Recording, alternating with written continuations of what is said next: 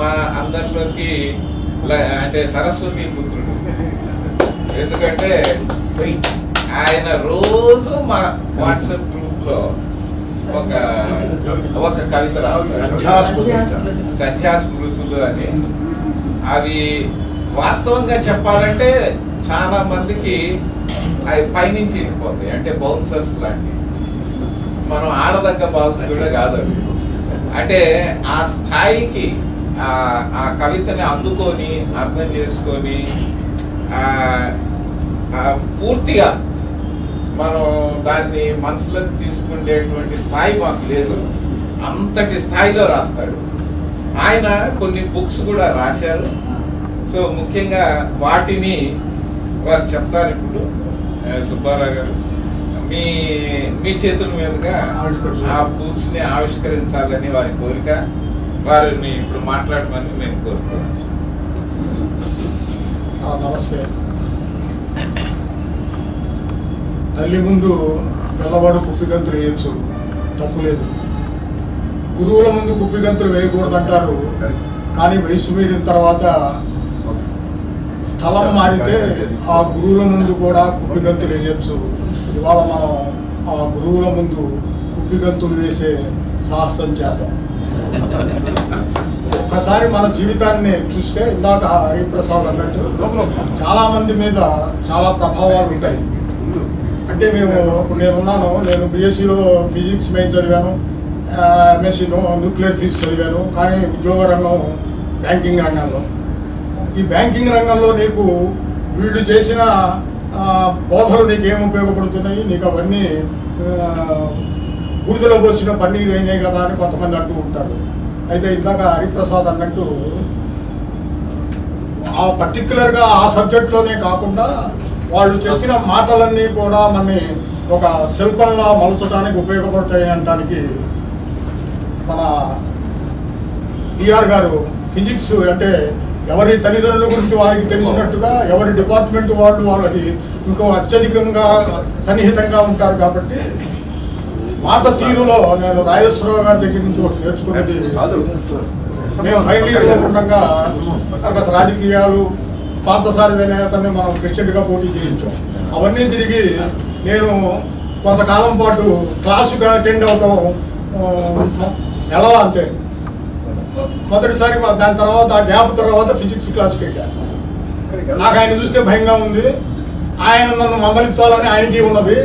ఆయన చివరికి ఒక మాట అన్నాడు, చూడారా నా జ్ఞాపక శక్తి తగ్గిందో, నువ్వు క్లాసుకు రాలేదో, ఈ మధ్య నిన్ను క్లాసులో చూసి చాలా కాలం అయిందో, నువ్వు డైరెక్ట్గా క్లాసుకు రాలేదని కానీ ఏమీ మందలించరా.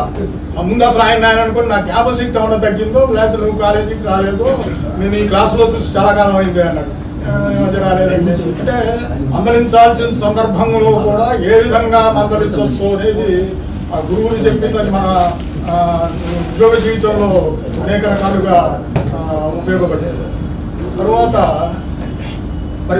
ఆ రోజుకి ఏమో కానీ ఆ రోజు కొంత భారం అనిపించి కూడా ఉండొచ్చు. కానీ వాళ్ళు చూస్తుంటే అంటే ఎవరికి వాళ్ళకి అట్లా అనిపిస్తుందేమో. బాపట్ల ఆర్ట్స్ అండ్ సైన్స్ కళాశాలలో ఒక స్వర్ణయుగంలో మనం ఉన్నామని నాకు నిశ్చితాభిప్రాయం. మన ముందు మనకంటే మేధావులు ఉన్నారు, మన తర్వాత బ్యాచీల్లో కూడా మనకంటే మేధావులు ఉండొచ్చు. మన దగ్గర కొలమానాలు లేవు. ఇక్కడ ఉన్న వాళ్ళలో మన డానీ వాళ్ళ అగ్రజుడు న్యూటన్ ఉన్నాడు. ఆ రోజుల్లో ఆ చదివే వాళ్ళందరికీ ఆ న్యూటను ఒక ఆదర్శప్రాయమైన విద్యార్థి. ప్రతివాడికి ఆ న్యూటన్ కాకపోయినా ఈ న్యూటన్ అంతా మనకు కావాలి అని అందరూ అనుకునేవాళ్ళు. అట్లాగే మన ముందు కూడా అమర్ అని చెప్పి మనకు సీనియర్ ఉండేవాడు. వాడి తర్వాత ఆ రోజుల్లో జూనియర్ సైంటిస్ట్గా నేషనల్ లెవెల్లో వాడికి అవార్డు వచ్చింది.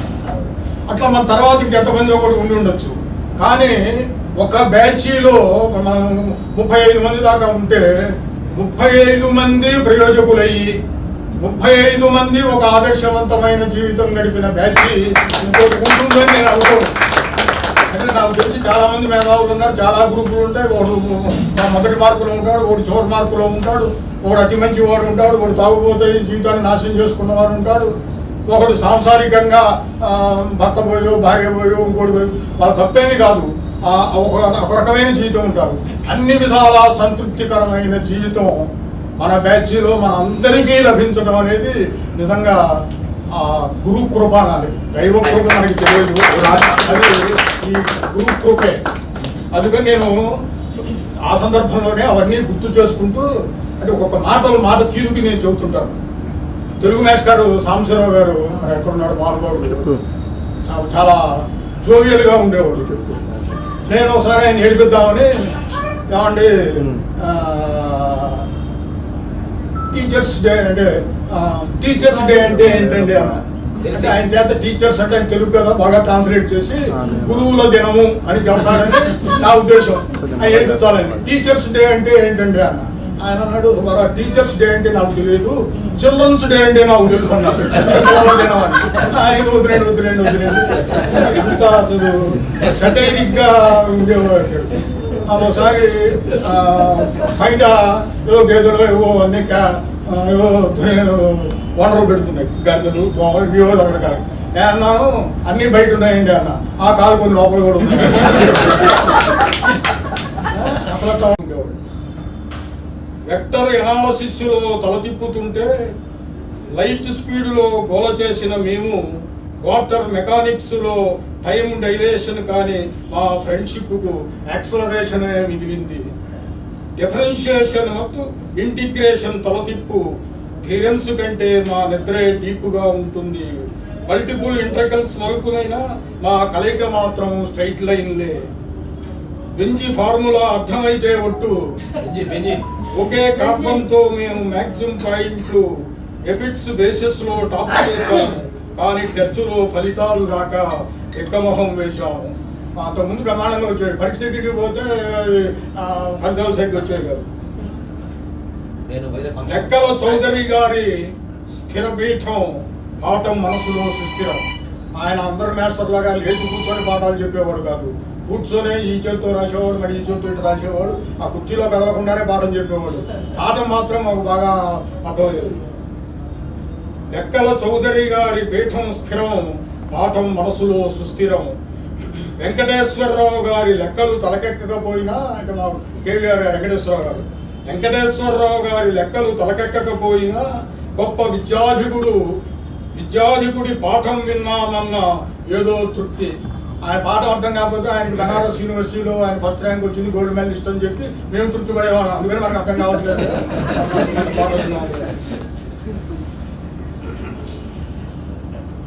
కెమిస్ట్రీ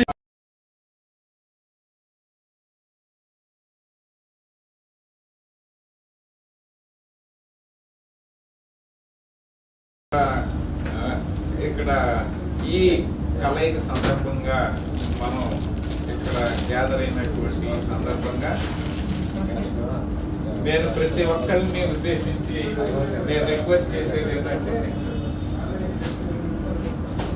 ఎంతో కొంత మీరు కూడా మీ అనుభవాలు కానీ, మీ భావాలని కానీ, మీ ఫీలింగ్స్ లోపల ఈ సందర్భంగా కానీ, మన కాలేజీ డేస్ని గుర్తు చేసుకొని కానీ, మన గురువు గారులని గుర్తు చేసుకొని కానీ, చాలా నిన్న మనం అనుకున్నట్లుగా కాలేజీలో ఎంటర్ అయితే ఎన్నో జ్ఞాపకాలు మనం వద్దనుకున్నా కూడా మన మనసుని తాకుతూ ఉంటాయి.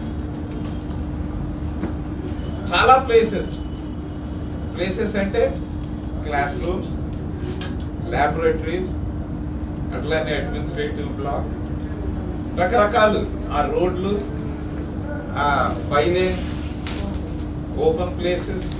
అదో క్యాంటీన్. మళ్ళీ మీకన్నా మాకు ఎక్కువ క్యాంటీన్తో అనుభవం. క్లాస్ ఎగ్గొడితే క్యాంటీన్ దగ్గర ప్లే గ్రౌండ్స్, ఎవరికి సంబంధించినటువంటి ఆటల్లో అక్కడ ఆ ప్లే గ్రౌండ్స్.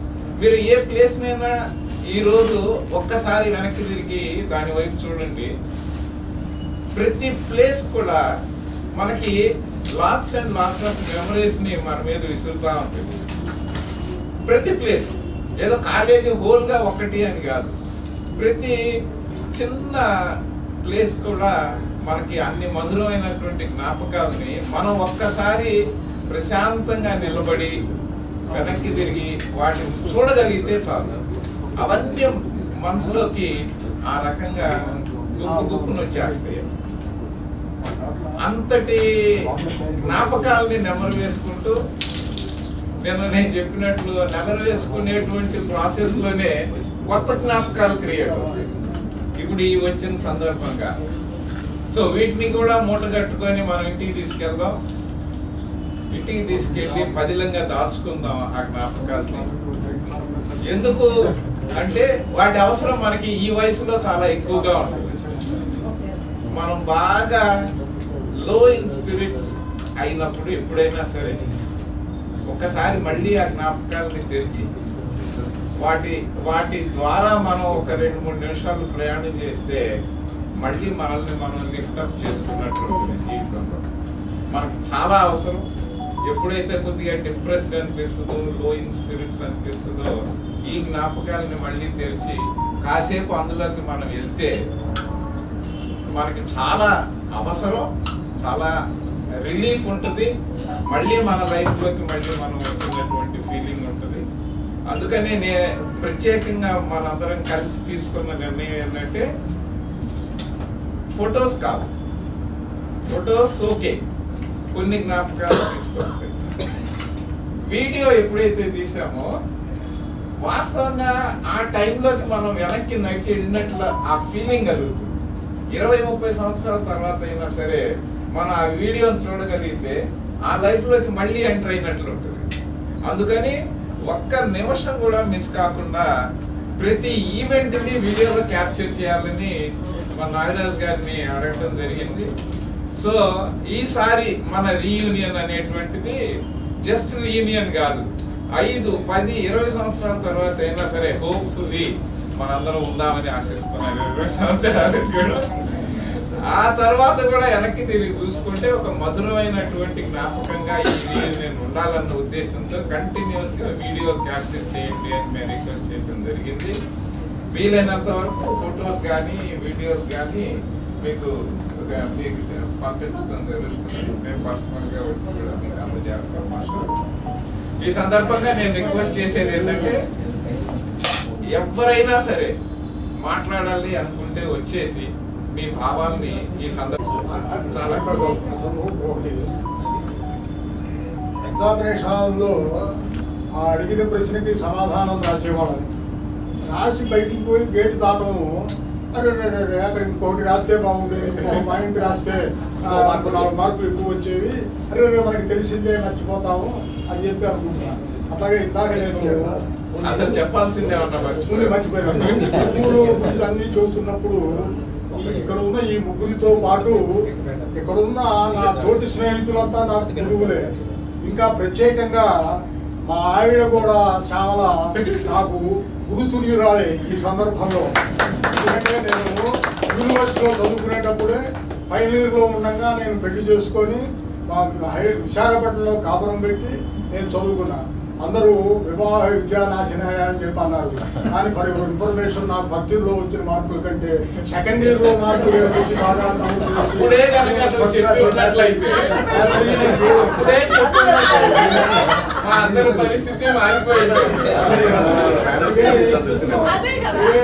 వచ్చే సుమాశ్రాంబ అవన్నీ సందర్భాలు కాకుండా ఈ గురువులతో మాట ఈ సందర్భంలో గురువుగా కూడా నా భార్యను తలుచుకోవాలి. ఈ పుస్తకం రాయడంలో ఆమె పాత్ర కూడా సగానికి సగం ఉన్నది. కూడా నేను చాలా సందర్భాల్లో ఈ చదువు అనుకోవట్లేదని మానేసి ఒక రకమైన వాదన కూడా చేసేవాడిని. ఆల్రెడీ నాకు బీఎస్సీలో ప్రమాణమైన మార్కులు వచ్చినాయి, ఫస్ట్ మార్కులు వచ్చినాయి.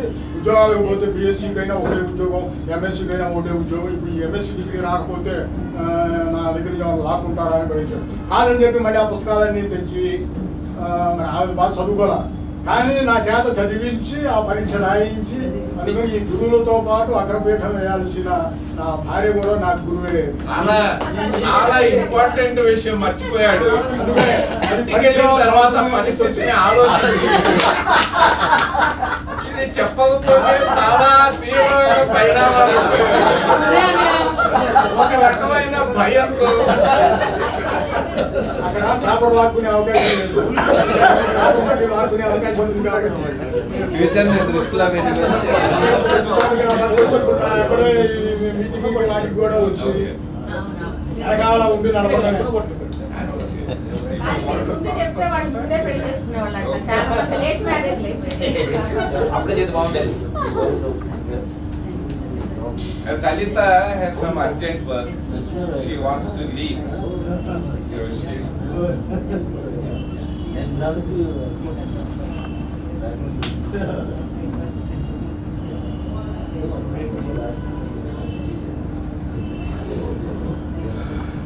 సందేహం ఏం లేదు. ఇందాక అన్నారు, మీరు బాగానే ప్రకాశిస్తున్నారు కదా అని. ఒకవేళ మీరు ప్రకాశిస్తున్నా అది చంద్రకాంతే. అసలు సూర్యుడు మీరే, వారు విజ్ఞాన భాషలు మీరు.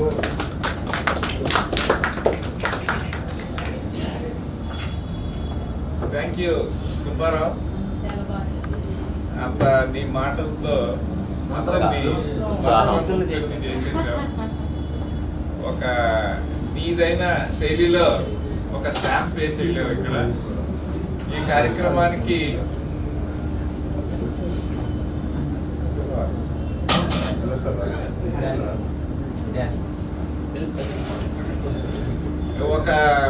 ఒక మంచి మాస్టర్ పీస్ మన ఈ రీయూనియన్ లో నువ్వు మాట్లాడింది కానీ నువ్వు తీసుకొచ్చినటువంటి కవిత కానీ మా హృదయాల్ని తాకింది.